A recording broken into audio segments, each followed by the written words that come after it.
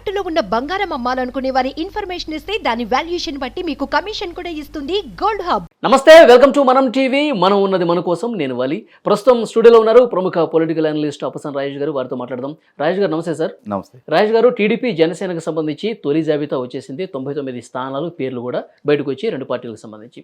అయితే బీజేపీ వస్తుందని చెప్పి గత కొన్ని రోజులుగా చర్చ జరుగుతుంది. మనం చూసాం, చంద్రబాబు గారు అమిత్ షా గారిని కలిశారు.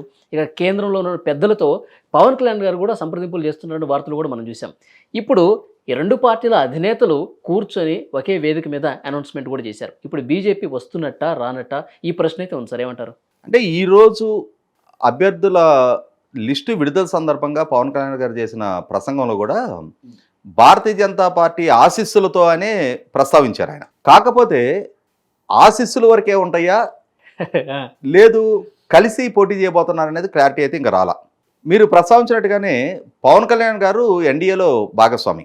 ఆంధ్రప్రదేశ్ రాష్ట్రంలో ఎన్డీఏ ఇతర తెలుగుదేశం పార్టీతోటి అలయన్స్ తోటి వెళ్ళాలి అని చెప్పని ముందుగానే ఒక నిర్ణయం తీసేసుకున్నారు.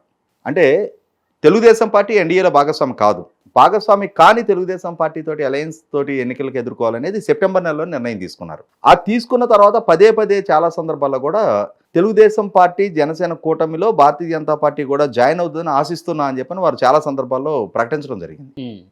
మీరు చెప్పినట్టుగానే ఈ మధ్యకాలంలో అమిత్ షా, జేపీ నడ్డా, చంద్రబాబు నాయుడు గారు ఈ ముగ్గురు మధ్య సమావేశం రెండు సందర్భాల్లో జరిగింది. మనం మొన్న జరిగిన సమావేశాన్ని ప్రస్తావించుకుంటున్నాం.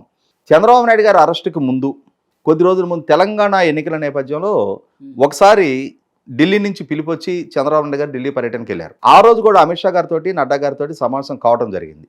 ఆ సమావేశంలో తెలంగాణ ప్రాంతంలో భారతీయ జనతా పార్టీకి మద్దతు తెలపమని తెలుగుదేశం పార్టీని అభ్యర్థించినట్టు, కలిసి పోటీ చేద్దామని ప్రతిపాదించినట్టుగా వార్తలు వచ్చినాయి బయటికి. కానీ అసలు ఆ సమావేశంలో వాళ్ళేం ప్రతిపాదించారు, ఈయనేం సమాధానం చెప్పారు, లేదు ఈయనేం ప్రతిపాదించారు, వాళ్ళేం సమాధానం చెప్పారనే వాస్తవ సమాచారం బయటికి రాలా.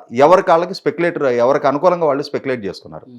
అంటే దాని గురించి ఆ సమావేశం ఎజెండా ఏంటి, దాని అవుట్పుట్ ఏంటి అనేది అటు తెలుగుదేశం పార్టీ వైపు నుంచి కానీ అటు భారతీయ జనతా పార్టీ వైపు నుంచి కనీసం ప్రెస్ నోట్ కూడా విడుదల చేయాల. ఈ అంశాల గురించి చర్చించాము, ఈ విధమైన నిర్ణయానికి వచ్చాము అనేది. కానీ అంతిమంగా జరిగింది ఏంటి, ఆ తర్వాత కొద్ది రోజులకే చంద్రబాబు నాయుడు గారు అరెస్ట్ కావటం, తెలంగాణ ప్రాంత ఎన్నికల్లో తెలుగుదేశం పార్టీ పోటీ చేయకూడదని చెప్పిన ఒక నిర్ణయం తీసుకోవడం చూసాం మనం. ఈ మధ్యకాలంలో మరొకసారి అమిత్ షా గారి నుంచి పిలిపొచ్చి చంద్రబాబు నాయుడు గారు ఢిల్లీ పర్యటనకి వెళ్ళారు.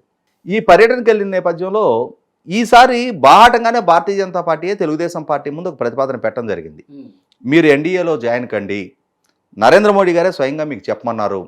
మీరు 2019లో మీరు విడిగా పోటీ చేయాలని నిర్ణయం తీసుకున్న సందర్భంలో కూడా, మీరు ఎన్డీఏ నుంచి బయటకు వెళ్ళాలని 2018లో నిర్ణయం తీసుకున్న సందర్భంలో కూడా మీకు నరేంద్ర మోడీ గారు ఫోన్ చేసి చెప్పారు. మీరు ఆ రోజు తొందరపడ్డారు అని చెప్పని కొంత చర్చ జరిగినట్టుగా మనకి మీడియాలో లీకులు వచ్చినాయి. అదే సందర్భంలో చంద్రబాబు నాయుడు గారు కూడా తెలుగుదేశం పార్టీ వాళ్ళ స్థానిక నాయకులతోటి ఈ అంశాల గురించి చర్చించారు. వాళ్ళు మన ముందు ఈ ప్రతిపాదన పెట్టారు. దాని పాజిటివిటీ, నెగిటివిటీ ఇవన్నీ కూడా వాళ్ళు కూడా బేరీ చేసుకొని మాట్లాడుకున్నారు. జాయిన్ అయితే ఏంటి, కాకపోతే ఏంటి అనేది. జగన్మోహన్ రెడ్డి గారి ప్రభుత్వం, ఆ ప్రభుత్వం అనుసరిస్తున్న విధానాలు, ఎన్నికలను హ్యాండిల్ చేస్తున్న తీరు, స్థానిక సంస్థల ఎన్నికల సందర్భంగా కానీ, తిరుపతి పార్లమెంట్ ఉప ఎన్నిక సందర్భంగా కానీ, కుప్పం మున్సిపల్ ఎన్నిక సందర్భంగా కానీ ప్రభుత్వం యంత్రాంగాన్ని గుప్పెడబట్టి ఏ విధంగా ఎన్నికలను హ్యాండిల్ చేస్తుంది అనేది కళ్ళ ముందు మనకు కనిపిస్తున్న నేపథ్యంలో కేంద్ర ప్రభుత్వ సహకారం ఉన్నప్పుడు జగన్మోహన్ రెడ్డి గారు ఆగడాన్ని కట్టడి చేయడానికి ఆస్కారం అవుద్ది అని చెప్పని ఒక చర్చ జరిగినట్టుగా, అంటే భారతీయ జనతా పార్టీ ప్రతిపాదనకి ఆమోదం తెలిపినట్టుగా మనం వార్తలు విన్నాం. కానీ తర్వాత ఎందుకనో తెలీదు, తెలుగుదేశం పార్టీ నిన్న, జనసేన తెలుగుదేశం పార్టీ మొన్న జరిగింది సమన్వయ కమిటీ సమావేశం జరిగిన సందర్భంగా రాష్ట్ర శాఖ అధ్యక్షుడు అచ్చెన్నాయుడు గారు కూడా భారతీయ జనతా పార్టీ నుంచి మాకు పిలుపు వచ్చింది వాస్తవమే, వాళ్ళకి మాకు మధ్య చర్చలు జరుగుతున్నాయి వాస్తవమేనని చెప్పని చెప్పారు. ఆ చెప్పిన నేపథ్యంలో నేను అనుకోవటం ఇప్పటికీ ఆ పొత్తుకి సానుకూల వాతావరణమే ఉందని అనుకుంటున్నా. ఇప్పటికీ దారిలో మూసిపోయినట్టుగా నేను భావించట్లేదు. చంద్రబాబు గారు కలిసి వచ్చిన తర్వాత వెంటనే జగన్ గారు వెళ్ళి మోదీ గారిని కలిశారు. ఇక్కడేమన్నా పడిందంటారా బీజం?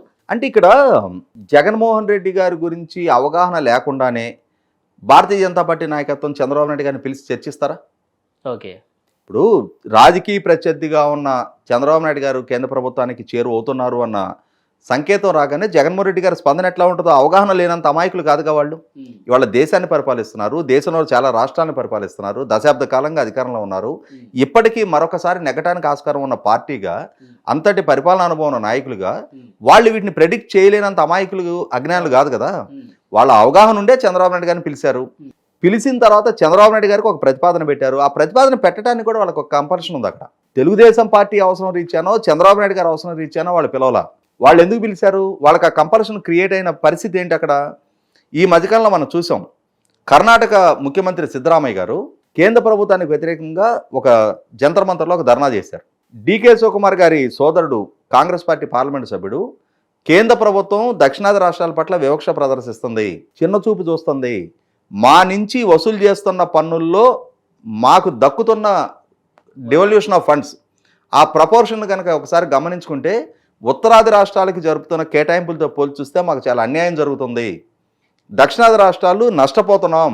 ఇదే వరవడు కనుక కొనసాగిన పక్షంలో దక్షిణ భారతదేశం వేరే దేశంగా ప్రకటించుకోవాల్సిన పరిస్థితులకు దారి తీయొచ్చు అని చెప్పని ఒక కీలక ప్రకటన చేశారు.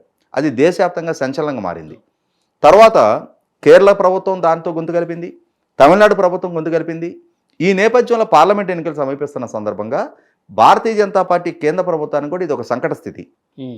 ఎందుకనంటే ఎప్పుడైతే కర్ణాటక నుంచి అటువంటి వాయిస్ వచ్చిందో, జాతీయ స్థాయి మీడియా కూడా, రాజ్దీప్ సర్దేశాయి స్థాయి సీనియర్ జర్నలిస్ట్ కూడా దాని మీద ఒక చర్చ పెట్టడం, ఆ చర్చ పెట్టిన తర్వాత కీలక గణాంకాలతో కూడిన సమాచారాన్ని జాతీయ మీడియా కూడా బయటికి వెల్లడి చేసింది.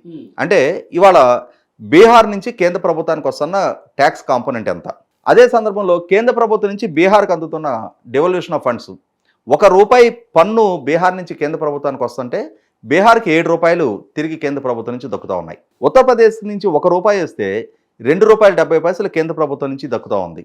అదే కర్ణాటక నుంచి వస్తున్న ₹1కి కేంద్ర ప్రభుత్వం నుంచి 13 పైసలు మాత్రమే వాళ్ళకి తిరిగి దక్కుతూ ఉంది. అంటే దక్షిణాది రాష్ట్రాలు ఏ రాష్ట్రాన్ని పోల్చి చూసుకున్నా కూడా 32 పైసలు అత్యధికంగా దక్కుతూ ఉంది.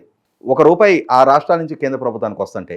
ఈ విధంగా చూసుకున్నప్పుడు, ఈ వాస్తవ గణాంకాలను బేరీ చేసుకున్నప్పుడు 100% దక్షిణాది రాష్ట్రాలకు అన్యాయం జరుగుతుందన్న భావన ఖచ్చితంగా దేశవ్యాప్తంగా చర్చనీయాంశంగా మారింది. ఇటువంటి సందర్భంలో ఇది తమకి క్రెడిబిలిటీ ఫ్యాక్టర్. పార్లమెంట్ ఎన్నికలు సమీపిస్తున్న సందర్భంగా వన్ నేషన్ వన్ పార్టీ అని చెప్పని, కాంగ్రెస్ విముక్త భారత్ ఉండాలి, దేశం మొత్తం ఒకే పార్టీ కింద ఉండాలి అని చెప్పని కాంక్షిస్తున్న భారతీయ జనతా పార్టీకి ఎన్నికల్లో ఇది ప్రతికూలాంశంగా మార్చే అవకాశం ఉందని చెప్పని గుర్తించి వాళ్ళు అప్పుడు చంద్రబాబు నాయుడు గారి స్థాయి నాయకుడు మన ఎన్డీఏలో ఉన్నప్పుడు, దక్షిణాది నుంచి సీనియర్ నాయకుడైన, ఆ పార్టీ కూడా 40 సంవత్సరాల పైగా చరిత్ర ఉన్న పార్టీ, అటువంటి పార్టీని మళ్ళీ తిరిగి ఎన్డీఏలో భాగస్వామిగా చేసుకున్నప్పుడు దక్షిణాది నుంచి ఇటువంటి స్లోగన్స్ని కొంతవరకు అరికట్టడానికి ఆస్కారం ఉంటుందని చెప్పని వాళ్ళ అవసరం రీత్యా వాళ్ళు చంద్రబాబు నాయుడు గారిని పిలవడం జరిగింది. సార్, ఒకసారి నేషనల్ మీడియా ఒక ప్రశ్న వేసినప్పుడు అమిత్ షా గారు, పాత మిత్రులు మళ్ళీ మాతో కలవటానికి సిద్ధంగా ఉన్నారు, అవన్నీ త్వరలోనే బయటకు వస్తాయని చెప్పేసి అన్నారు. పాత మిత్రులు అంటే మిత్రులు మేము ఎప్పుడు వదులుకోవట్లేదు, వాళ్ళే వాళ్ళ అవసరాల రీత్యా బయటకు పోతున్నారు, కానీ మేము వదులుకునే పరిస్థితి లేదని చెప్పేసి ఆయన అన్నారు. దీన్ని ఏ విధంగా చూడాలి సార్? నేను చెప్తుంది అదే. ఒక రకంగా మాట్లాడుకుంటే భారతీయ జనతా పార్టీ తోటి సుదీర్ఘ అనుబంధం తెలుగుదేశం పార్టీకి 1984 నుంచి ఉంది. 1984 పార్లమెంట్ ఎన్నికల్లో ఇందిరాగాంధీ గారి హత్య తర్వాత దేశవ్యాప్తంగా భారతీయ జనతా పార్టీకి 2 స్థానాలు దక్కినాయి, కాంగ్రెస్ పార్టీకి 400 పైగా స్థానాలు దక్కినాయి. ఆ 2 స్థానాల్లో కూడా ఒక స్థానం తెలుగుదేశం పార్టీ తోటి అలయన్స్లో హనుమకొండలో జంగారెడ్డి గారు గెలిచారు. అంటే మిగిలిన ఎంటైర్ భారతదేశం మీద భారతీయ జనతా పార్టీకి ఒకే ఒక స్థానం దక్కింది. ఆనాటి నుంచి నాదన భాస్కరరావు గారి ద్వారా ఎన్టీ రామారావు గారిని బర్తరఫ్ చేయించినాడు, అధికారాన్ని నుంచి దూరం చేసినాడు కూడా ప్రజాస్వామ్య పునరుద్ధరణ ఉద్యమంలో భారతీయ జనతా పార్టీ చాలా కీలకంగా దోహదం చేసింది. ఆ సందర్భంగానే 1984 నుంచి చాలా ఎన్నికల్లో తెలుగుదేశం పార్టీ భారతీయ జనతా పార్టీ కలిసి పోటీ చేయటం, అదే సందర్భంలో 1998 నుంచి ఎన్డీఏలో చంద్రబాబు నాయుడు గారు కన్వీనర్గా కొనసాగటం, వాజ్పేయి గారి ప్రభుత్వ హయాంలో లోక్సభ స్పీకర్గా తెలుగుదేశం పార్టీ నుంచి బాలయోగి గారు కొనసాగటం, తర్వాత రోజుల్లో 2004 ఎన్నికల్లో కూడా కలిసి పోటీ చేయటం, మళ్ళీ తిరిగి 2014 నుంచి 19 వరకు రాష్ట్రంలో భారతీయ జనతా పార్టీ తెలుగుదేశం అలయన్స్ ప్రభుత్వం కొనసాగటం, కేంద్రంలో కూడా భారతీయ జనతా పార్టీ తెలుగుదేశం అలయన్స్ ప్రభుత్వం కొనసాగిన తీరు చూసాం మనం. అంటే ఇంత సుదీర్ఘ నేపథ్యం ఉన్న సందర్భంగా ఖచ్చితంగా కొన్ని అంశాల పట్ల అభిప్రాయ భేదాలు వ్యక్తమైంది వాస్తవం, కొన్ని ఎన్నికల్లో విడివిడిగా పోటీ చేసింది వాస్తవం, అదే సందర్భంలో చాలా ఎన్నికల్లో కలిసి పోటీ చేసింది వాస్తవం. ఇంతటి సుదీర్ఘ నేపథ్యం ఉంది కాబట్టి అంటే తెలుగుదేశం పార్టీ మోర్ కంఫర్ట్ మాకు అన్న భావన వాళ్ళలో ఉంది కాబట్టి వాళ్ళు చంద్రబాబు నాయుడు గారిని ఆహ్వానించడం జరిగింది. ఇవాళ ఈ రెండు పార్టీలకు సంబంధించి తెలుగుదేశం జనసేనకు సంబంధించిన లిస్టులు విడుదలైనవి. 24 స్థానాల్లో భారతీయ జనతా పార్టీ, తెలుగుదేశం పార్టీ ఎన్ని స్థానాలు అనేది ప్రకటన చేయలే. అంటే మామూలుగా అయితే ఏంటి, అవుట్ ఆఫ్ 175 24 జనసేనకు పోతే భారతీయ జనతా పార్టీ ప్రస్తావన లేకపోతే మిగిలిన 151 స్థానాల్లో మేము పోటీ చేస్తున్నామని చెప్పాలి. అవును. కానీ ఆ ప్రకటన రాలా. దీన్ని బట్టి భారతీయ జనతా పార్టీ కూడా నేను అనుకుంటే ఈ వారాంతానికి ఒక క్లారిటీ వస్తుందని అనుకుంటున్నాను నేను. అంటే యాక్చువల్గా బీజేపీకి ఎంపీ సీట్లు ముఖ్యం కదా సార్, ఆ ఎంపీ స్థానాలు ఒకటి కూడా ఈ లిస్టులో లేదు కాబట్టి అట్లా ఏమైనా ఆలోచించాలి. అంటే అదే అంటున్నా, అంటే భారతీయ జనతా పార్టీ వైపు నుంచి వాళ్ళకున్న స్థానికంగా బలాబలాలతో సంబంధం లేదు, మీరే గెలిపించాలని చెప్పని కూడా చంద్రబాబు నాయుడు గారి దగ్గర ప్రతిపాదన పెట్టినట్టుగా కూడా విన్నాను నేను. అంటే అక్కడ మాకున్న బలగంతో సంబంధం లేదు, మీరు ఎవరిని ఎంపిక చేయాలనుకుంటున్నారు ఏంటి అనేది మీరే నిర్ణయం తీసుకోమని పూర్తి స్వేచ్ఛ కూడా ఈయనకి ఇచ్చినట్టుగానే విన్నాను నేను. కాబట్టి ఇది మనకి కంఫర్ట్గానే ఉందని చెప్పని ఆయన వాళ్ళ శ్రేణులతో కూడా మాట్లాడినట్టుగా నాకు సమాచారం ఉంది. ఓకే, మేబీ ఇంకొక వారం రోజుల్లోపు అది కూడా క్లారిటీ వస్తుంది. భారతీయ జనతా పార్టీ, తెలుగుదేశం, జనసేన కూటమిగానే ఎన్నికలు కట్టడానికి ఆస్కారం ఉందని చెప్పి నేను భావిస్తున్నా. చూద్దాం sir. Thank you very much.